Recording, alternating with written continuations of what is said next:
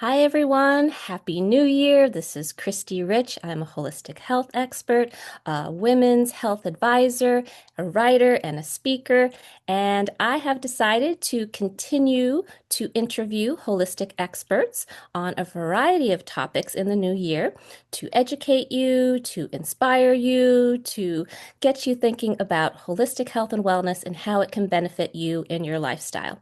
So today I am so excited to bring on a guest expert, Liz Alleva, and we actually met in person in Connecticut. I live in Connecticut, and we had coffee and we had the best chat last year. So I've been wanting to interview her for a while, and now is the perfect timing. So let me read her bio so you know a little bit about her and what we're going to be talking about today. So, Liz Alleva is a leading voice in childbirth education, dedicated to empower women to embrace birth as a transformative and joyful experience. With over a decade of expertise, she has guided countless women through one of life's most profound moments, offering a holistic approach that blends mental strength, relaxation, and deep connection between mind and body. Her mission is to ensure that every woman steps into motherhood feeling strong, supported, and ready to welcome her baby with joy. I love it. We have so much in common. I'm all about childbirth education. I'm all about empowering women and helping them to be joyful. So, welcome, Liz. It's great to have you. Thank you so much for having me. It's super exciting to be here. Oh, it's going to be a great conversation. So, everybody, if you are new to hypnobirthing, if you know nothing about hypnobirthing, this is the video to watch. We are going to have a great conversation, a great chat, and this will give you an idea. Of course, Liz is an expert, so she could probably talk for hours on this subject. We're going to condense it for you today, but very, very excited to talk with you. So, to begin, what is hypnobirthing? What are the principles? Yeah, what a good question. I know it's such a interesting name that I think a lot of people get a little put off because this hypno, what does hypno mean, right? So hypno is short for hypnosis. Hypnosis is a type of mind technique similar to meditation in the sense that it brings the mind to a place of relaxation. And so in the program, you're given a hypnosis that you listen to every night as you go to bed. It literally takes no time out of your day. You literally listen as you're falling asleep. And as you fall asleep, your subconscious brain is being trained. And then we can unlearn the fears that we have around birth. That's really the big crux of this issue. Beautiful. So it's all about empowering women with their birth journey, correct? Yeah, oh, absolutely. Yeah. And how Having did you go mhm. ahead? No, about like having the birth that you dream of having, right? Like this should Yes, be the day that you remember the most in your life, right? The birth of your child. it's a big day. It's a profound moment. It doesn't happen every day. So how did you get into hypnobirthing? How did you become an instructor? So I actually took the course when I was pregnant with our son Mason. So that is now more than 10 years ago. Okay. I love the curriculum so much that I actually got certified to be an educator of it while I was still pregnant. So that You were summer, passionate. You were ready to go. we were no joke. We lived in New York at the time. We flew to Portland, Oregon, which is where the training was at the time. And the story goes like this: I'm doing a week-long training to get certified, and my husband is on a bicycle wine tour, enjoying Portland, Wow. Oregon. You can't make this kind of story You up. guys live an interesting life. Yeah. And then the rest is history. So that's how I found it. And then I decided to build the business. And I used to be a public school teacher before this. And I decided to leave public school teaching when Mason was born and begin this business. And now he's already 10 now. So I don't know where the time's going. Wow, what a beautiful journey. Beautiful. And for those who are not familiar, I know there's a lot of different styles of childbirth education. What is the difference between hypnobirthing and Lamaze and the Bradley method? Well, that's a really, really, really good question. So Okay, so Lamaze and Bradley are a little bit older techniques, both of which were created by men. Hypnobirthing was created by a woman, Marie Mongan, in 1989. The biggest difference really is you said empowerment before, but it really is that hypnobirthing really comes from the philosophy that every woman can do this. And though you may want your birth companion to be at your side, you're doing this because you can do this, right? So the Bradley method looks at it from the perspective of I need my partner to make this happen for me. Like I need to lean on this person in such a way. And the other thing also is that Lamaze and Bradley really look at it as this is a painful act, and we're going to teach you how to rise above pain. Hypnobirthing says this is the act that is prescribed by being a uterus. The uterus does three things: it creates, grows, and births babies. Simply by that's what its job as an organ is. There doesn't intrinsically need to be pain because pain is actually created when we have fear and tension. Let's star that. Say that one more time, Liz. They need to hear this. Say it Yeah. again. Yeah. Just like we don't worry about our heart pumping blood, it does its job and it doesn't cause me pain every day to do its job. The lungs don't cause me pain to move oxygen around. The uterus has gotten a bad rap over the last 2,000 years. It's So now we're afraid of misunderstood, it. don't you think? Hmm? It's Say that again. misunderstood. Yes, Yeah. it's completely misunderstood. And it's looked upon as like a bad organ or something, that it's going to cause you harm as it's just doing its job. But the job is, if you do the job and the job is easy, then there is no pain, believe it or not. And that I'm is a so possibility. I'm so glad you're bringing this up because women need to hear this. Women are afraid of childbirth. They think it's going to be the most painful experience of their life. And my mother and my grandmother didn't have any pain in childbirth. Yeah. Yeah. So it is possible, and they weren't even, studying childbirth education. They didn't know about hypnobirthing, but it is possible for women to achieve. And it doesn't have to be something that's feared. So thank you for emphasizing that. So can you say a little bit more? I do have a quote that I pulled up that I actually read Marie Mongan's book last year. So I read Hypnobirthing, the Mongan Method, and in there she has a quote that really stood out for me, and it says, she said, "Every thought becomes a plan. If you think a negative thought or a vision, it becomes a negative prediction. If you think a positive thought or a vision, it becomes a positive prediction and a plan." What do you think about that? Oh yeah, that's so true. That's true for birth, but it's just true for life. I mean, that's just how life works. So in hypnobirthing, one of the big pillars is called visualization. It's the ability to see what you really want, not what I don't want, and saying, no, don't give me this thing. But no, yeah, what do I want? I want this peaceful journey. I want the experience to be empowering. I want to come out on the other side and have a story to tell proudly, both to my child and to my family and friends. Yeah, what you think about is what you're going to get. So if you believe Right. that this is horrible, it's going to be horrible. This is going to be Yeah, okay. and I've been interviewing for my book series. I'm writing a three-book series about childbirth around the world through a holistic perspective.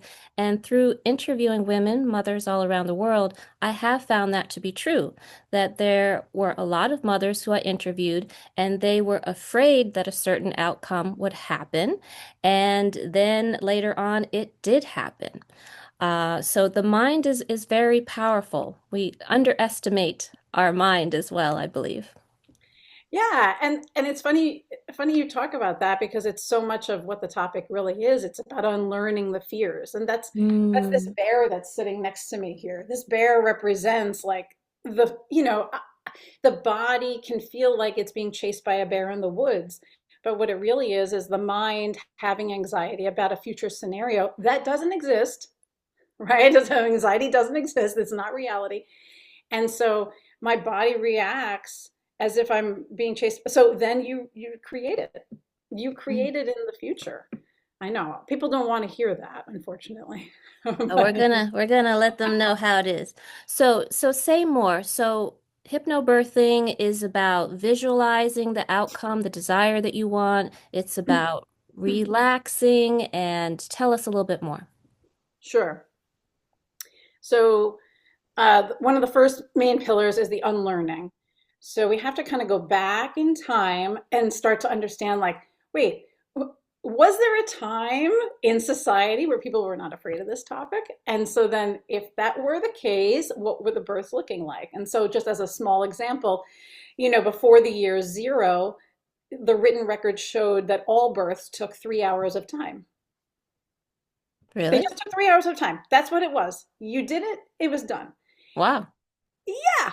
And so it's only since the year zero, in BCE that we've created fear around this topic, and that now with the medicalization of things and the requirement that you have to go to a facility and this and that, right? So there's that whole portion of the curriculum that you get that. Once you kind of unlearn the societal side of the fear of birth, then we get to a place of learning to relax, and then we have the tools to relax, right? So breathing Beautiful. techniques, relaxation techniques, massage techniques, the visualization, what you're looking for specifically. And then there's other even more pieces about like the details, birth preferences, being specific with your practitioner as to what you want so that there's no surprise. Great. And so, do you believe that hypnobirthing creates more empowered birth and better birth outcomes and can prevent the cascade of interventions that often happen in hospitals? Yeah, absolutely. And the way I always describe it to people is that if we were to put everybody on a continuum, and the people that are really full of fear and anxiety are down here, and the people that are in that ecstatic, euphoric, orgasmic birth thing, they're already there. Great, awesome. But hypnobirthing is going to move your needle towards this end. So we're gonna move you down. If you start really deep in fear, we can move you down to be a more educated, more relaxed person. But if you started relaxed, you could get to that orgasmic side. So yeah, of course, it works for everybody. There's no question, because when you have more education, you're always more empowered. Hands Absolutely. Well said. And so, what is self-hypnosis? I know hypnobirthing talks about self-hypnosis, which probably a lot of people watching are like, "What's self-hypnosis? Don't you need to work with a hypnotherapist to be hypnotized? What is self-hypnosis?" Yeah, really good question. So all hypnosis is actually self-hypnosis. So you have to be a willing participant in order for hypnosis to ever work. So the great example is, in the past I used to teach groups, and you'd see, somebody's partner sitting in the corner giving me this look the whole class. Oh no. It's not working for them, right? If you're not a willing participant to this type of mental work, then it's not going to work. But stage hypnosis is real. That's like when magicians, here's the key, carefully choose an audience participant. As they carefully choose them, they are able to make them do things. That this is real. All of this side of, magic, if you will, is real. But self-hypnosis is when I have a script, I listen to it, and it brings me to a place. So we do help self-hypnosis every day. When I daydream, that actually is self-hypnosis. I choose by my own brain to come out of the present tense. I may be here in Connecticut, but my mind is on the beach, right? So that process is familiar to everybody. We do it as a Oh. way to relax the brain. But Mm. self-hypnosis in this example is a very specific script that you're listening to that's calming the brain about the topic. Okay, great. Thank you for explaining that. I love how you say that self-hypnosis is daydreaming, Yeah. right? Because I think people think, oh, sorry, hypnosis is such a big thing that it's like, oh, how do I get into that state? But we always daydream, right? We're always like as children, just playing and then imagining and daydreaming. So to know that we have the power to do that so easily, effortlessly, and naturally. Yeah, Yeah. that's exactly right. It's actually the brain's natural mechanism to relax. It's like part of what it means to be human. And now what we're doing is making it specific to the topic of birth, right? We're Yes. using that, and we're using it for the good of the participant, Yes. So do you believe that a lot of birth issues happen because women are so fearful and they're not relaxed? It happens for a number of reasons. I mean, one is that the woman is in a state of anxiety, so she's really in a state of fight or flight, and so the body's organs don't work correctly when you're in fight or flight. Of course, the uterus being one of them. The reason is that the blood goes away from the internal organs, goes to the extremities. The purpose of that is to, like we talked about the bear, is to fight the bear or to run from the bear. And so, yeah, it's not so good for the digestive system and the reproductive system and all those other ancillary, ones that are not in that moment, right?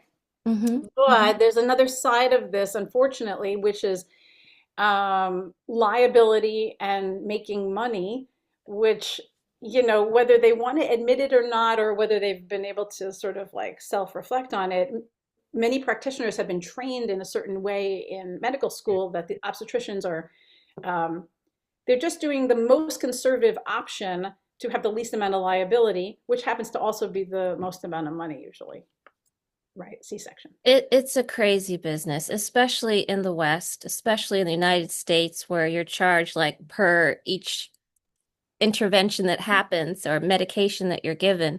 Um, it's a big business. So I don't know if you've probably seen the movie, the documentary, The Business of Being Born, Mm-hmm. right? Oh That's a yeah. very eye-opening documentary for a lot of women to watch to see it is a business. It's not just taking care of your health, it's a business.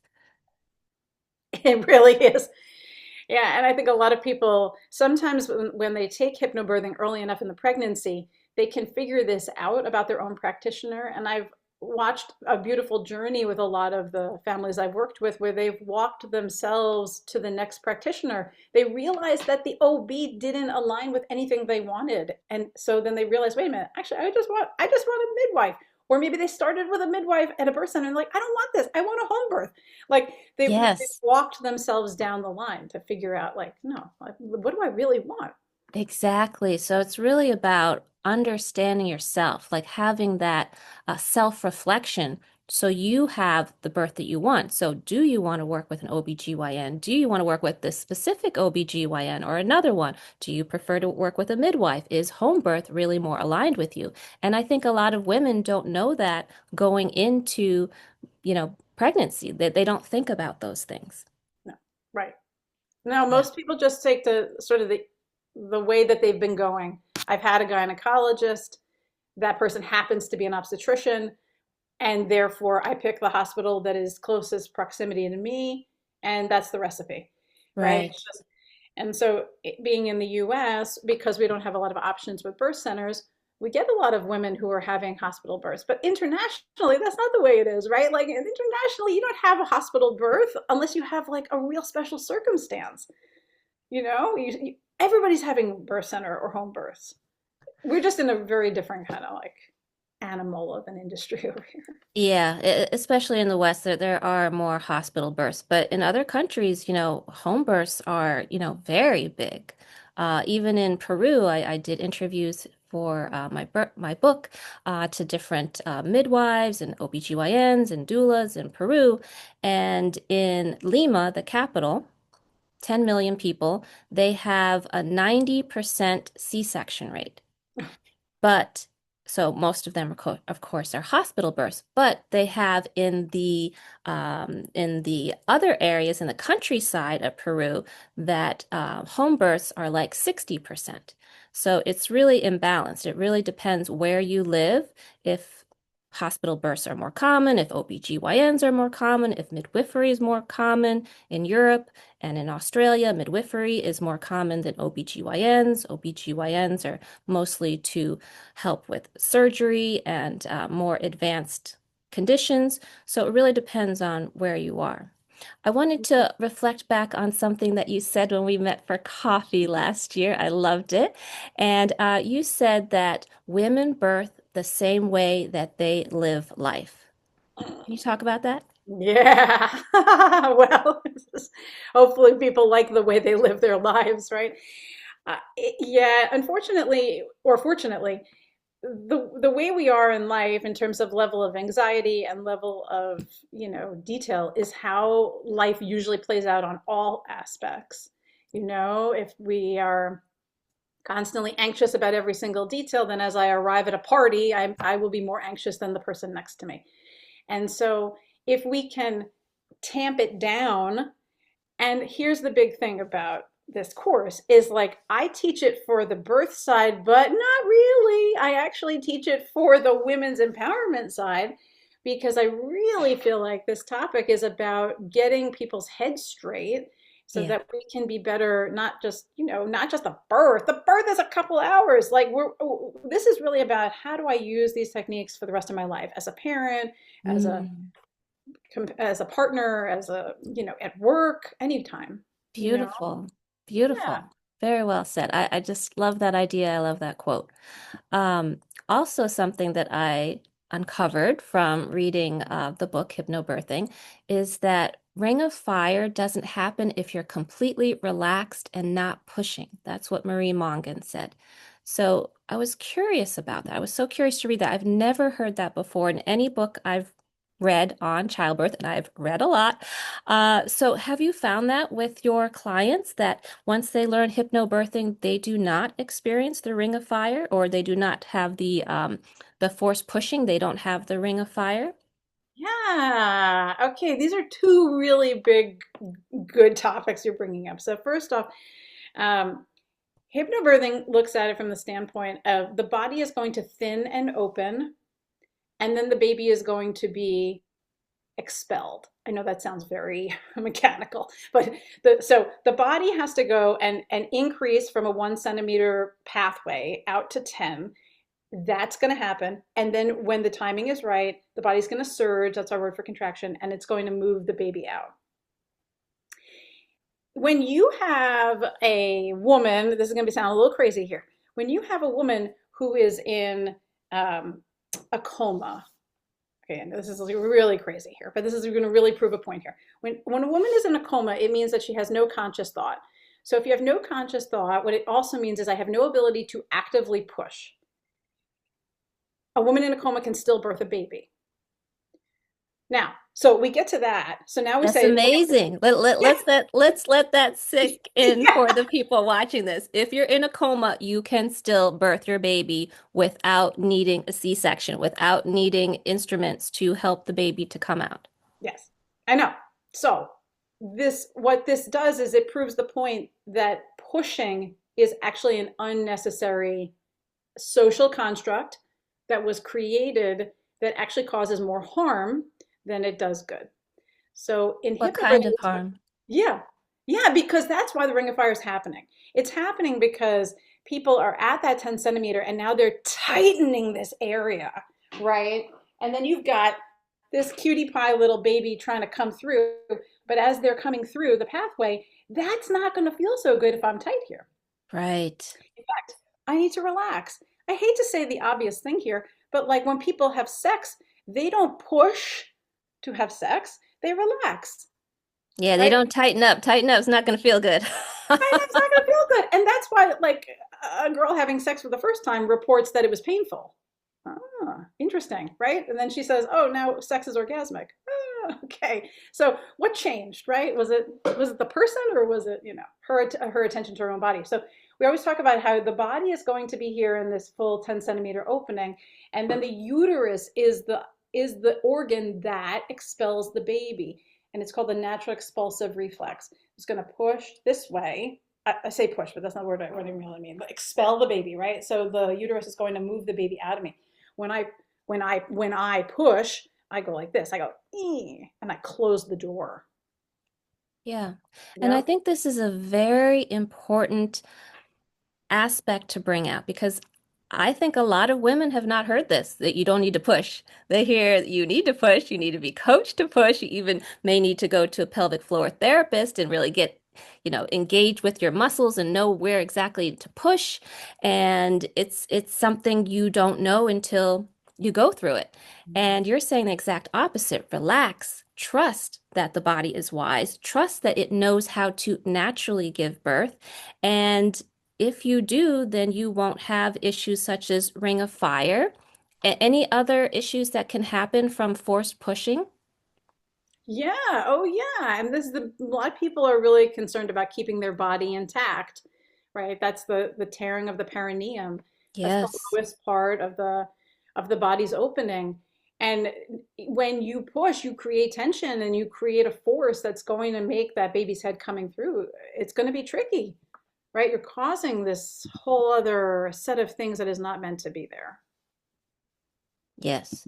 Yeah. And so I gather then that also means that hypnobirthing also encourages the placenta to come out naturally instead of to push that as well. Mm. Yes, exactly. Yes, we do what we call birth breathing, which is really a visualization. It's like a mental visualization of the air in your body moving down and exiting through your birth path, like the letter J. And as my body opens like a flower, right, I can see the whether it be the baby or the placenta exiting. But in general, you're not really doing anything. Just like I hate to say it, you're not supposed to push your poop out either, right? So not, people forget that. Adults forget like how to poop, but like you're not supposed to effort there, right? They're the same topic. Yeah, They're it's just there. natural. It's a natural function, and the Yes. body is made to do it. Hmm. So thank you. Thank you for bringing that up. I think that will awaken a lot of women to be like, wow, I had no idea. Hypnobirthing sounds amazing. Sign me up. I got to say, from talking with you, I was so inspired. And also from reading Marie Mongan's book, I was so inspired. I was like, I want to be a hypnobirthing instructor. This sounds great. Women need this support. This is very, very empowering. So I'm curious, as we're about to wrap up, you have a dance background.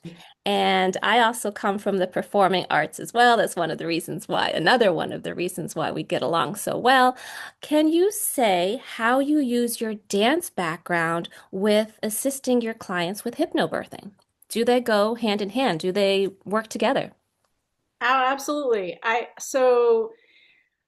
started dancing when I was 3, and my former profession was teaching modern dance and choreography. And Wonderful. yeah, and very much of it was about the creative process. And so I've always loved bringing out the best in people. So when I worked in a high school and also a middle school, I loved having those children kind of like come forward. And these are kids that had no dance experience. And we were putting on 300-person performances twice a year, no problem, big deals, right? And Wonderful.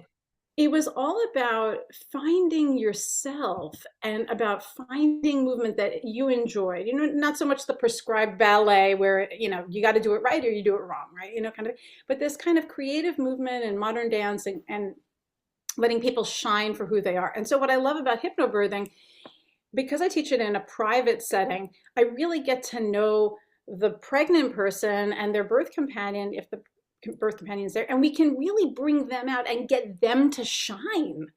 It's so much about being the best and like, Beautiful. yeah, like it being like glorious on the day of your child's birth. Oh, I love that. I mean, again, we have so much in common. I'm all about empowerment. I'm all about joy. I'm all about people shining. Uh, we could talk all day. I just think it's brilliant. And with my acting background, it was the same way. Like I did it to develop confidence. I started when I was a child as well. I was very shy. I hardly spoke in school. And then I was on stage. I was like, ta-da, I'm here. I'm a new character. This is fun. And then later on, I majored in theater performance major. And I just love that it helps the audience and also, it's very healing to be a performer as well. So it's kind of similar. So can you tell a little bit more about how you work with your clients? You mentioned that you work with moms to be, but also their companions. So how does that work? And I know you work in Connecticut and you also work virtually. So can you guide us how you work with your clients? Sure. I live in Wilton, Connecticut, and I teach here in person. Families come to the room behind me here. Nice And space. yeah, nice, so nice open air space. People like it because it's very, it's, I don't know, quintessential and kind of getting away from your own space. So if people live in the New York or Connecticut area, I have people driving 2 hours to come here to take the class. I mean, seriously, Fabulous. people want in person. Yeah. And so I teach it in person, but I also do virtual. And so, you could live local and still do virtual. No offense taken, right? But I teach across the US and Canada and sometimes Europe if somebody needs private support. But I teach it privately. And so that's different than most hypnobirthing teachers are teaching in a group setting, where it's a lot of people together, and it's much more teacher talks, you listen kind of thing. The way I teach is Socratic method, very conversational, just like this thing. You ask a question, I ask a question, we go back and forth. It's kind of, very much like that. Did you Uh, say Socratic yeah, method? Did you mention Socrates? Just slip that in there? Did I hear that? Tell us more. letting people, letting their voice be a way to learn as opposed to being talked at. So Mhm. many people come with a lot of knowledge before they take the course. And so the course can be so much deeper because we can find out, what do you know about this? And then as they explain to me what they know, then we can go deeper, or I can find where there are, gaps in the understanding. And so Mm. it's way more fun for me to teach too, because I'm actually really getting to know the person as opposed to the group setting, which is just a little bit more impersonal. I love that. I don't think I knew that you did one-on-one or just with the couple instead of with the group. I thought maybe you did like six people or something, but that's really nice and intimate, and you really get to go deeper. That's beautiful. And in person too. I mean, that's such a luxury these days after, years of being virtual with COVID. And tell a little bit more about how you also work with their companion, with their partner, because you mentioned how hypnobirthing is different from the Bradley method, where the partner is being coached how to push her. So, how does the companion fit into the conversation in the sessions? Yeah, absolutely. So it's definitely all up to them, whether I meet with just the pregnant person or the partner comes, or the partner comes for some of the times. But the partner is instrumental because, every day you have to go home to this person. And ideally, the conversation at dinner is about this topic. I mean, we're going deep and we're like figuring this out as a team. So whether the partner comes to the classes or the mom just kind of communicates it at a later time, it's still so valuable. There's a lot of different things about positioning and about counter pressure and massage techniques, a whole host of things that the partner can do, what food to serve her, like, Oh, okay. You get you into know, diet as well. yeah. I think this is very important, Liz. I'm glad that you brought this up because I think communication is so important between couples. And I think a lot of times the woman who's going through the pregnancy journey, she feels that she has to read all the books. She's got to do the childbirth education classes. She's got to do the prenatal yoga, prenatal massage, whatever it is. And he's like, oh, he or she is like, oh, well, what am I supposed to do? Like, okay, I'll just wait for the birth. And communication is so important because she's going through so much by learning. She's going through her fear, she's going through her dreams, she's going through learning about the different options. And I think this is really great to have a conversation about it before the birth happens. It's so true. And one of the biggest things in the course is unearthing the fears that each of them have, around not just the topic of the birth, but around the topic of having the kid, because there's Yes. so much. And so many people really reflect upon how important those conversations are, because they're very deep, often very emotional conversations that the partner and she has, they do it at home, but then we go through it in class as well. And so it's a lot of, like, It's working important work. working it through. It's important work because I know some women who have experienced matrescence in postpartum because they were not ready to be a mother and they didn't realize how much their life was going to change. They're like, okay, I'll just be a mom with a baby, but I'll continue everything else. No, your life changes. So, very, very important work that you're doing. So, please let everyone who's watching know how to contact you, how to follow you. What is your website? What's the best way to contact you? Sure. Yeah. So I have a nice website, which we worked hard on. My son Mason is my business partner, so you'll get Oh, to see all sorts of. He's 10, reminding you, and so he and I are all over this website's cute. It's Hypnobirthing Mommy. So HYPNO birthing and then MOMMY.com. And on the website, it's got all the information about what this program is, how to take it, the supply kit that you get when you first sign up, and tons of resources that we've added over the years. It's great. That's really the best way to reach me. And then I always do a phone call with people. We set up a one-on-one call to go over everything, so you can pick like the right package for you, pick the right, like class times and things like that. And yeah, so it's super fun. fabulous. And I know you're on Instagram too. I don't know Mm. how often you're there, if you prefer people to go your website, but I know you're on Instagram because I follow you there. Thank you. Yes, there is a Facebook account and a Instagram account, but I'm definitely more of an old-fashioned lady. I like to talk on the phone with people. No, that's good. I'm all for that. Let's bring Yeah. on more of that. Okay, well, fabulous. Well, thank you so much for your time today, Liz. Thank you for the important work that you do, empowering women on their birth journey.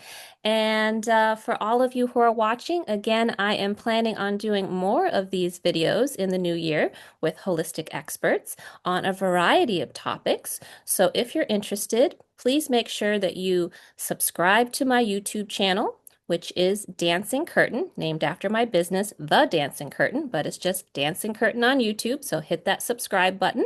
And I welcome and invite you to follow me on my Substack. So my Substack is called Detox for Joy with Christy Rich, but I also do have a subsection called Healing Childbirth, which is named after the book that I'm writing about childbirth through a holistic perspective. So you'll get both. You'll learn about holistic health and wellness, and you'll also learn about the perinatal journey as well. So follow me there. You can just look up my name, Christy Rich. You can also look up Detox for Joy with Christy Rich and hit subscribe.